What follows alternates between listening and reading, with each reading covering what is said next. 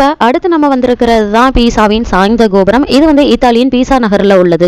இது வந்து பீசா நகருடைய சாய்ந்த கோபுரமா அமைஞ்சிருக்குது. இந்த பீசா பேராலயத்தின் மணி கோபுரமா அமைஞ்சிருக்குதுங்க. இது நிமிர்ந்து நிற்பதற்கே கட்டப்பட்டதாகுங்க. ஆகஸ்ட் 9, 1173 கட்டுமானம் ஆரம்பிக்கப்பட்ட போதே சாய தொடங்கியதாக கூறப்படுது. நிலத்திலிருந்து கோபுரத்தினுடைய உயரம் 55 மீட்டர் ஆகுங்க. அடுத்து நம்ம வந்திருக்க இடம் தான் கொலீசியம்.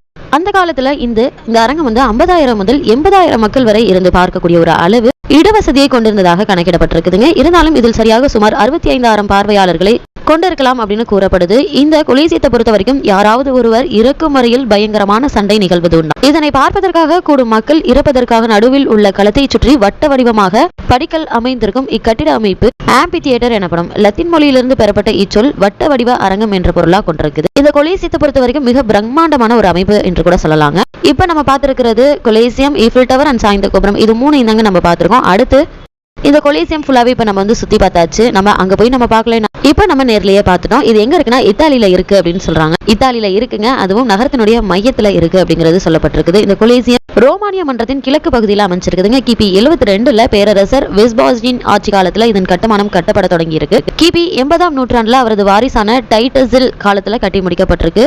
இந்த கொலீசியம் கட்டி முடிக்கப்பட்ட காலகட்டம் வந்து 81 இருந்து 96 காலகட்டத்துல மேலும் மாற்றங்கள் செய்யப்பட்டிருக்கு. இந்த 3 பேரரசுகள் ஃப்ளவியன் வம்சத்திரனா கூறப்படுறாங்க. இப்ப வந்து நம்ம ஈஃபில் டவர், சாய்ந்த கோபுரம், கொலீசியம் இது 3ஐயும் சுத்தி பார்த்தாச்சு.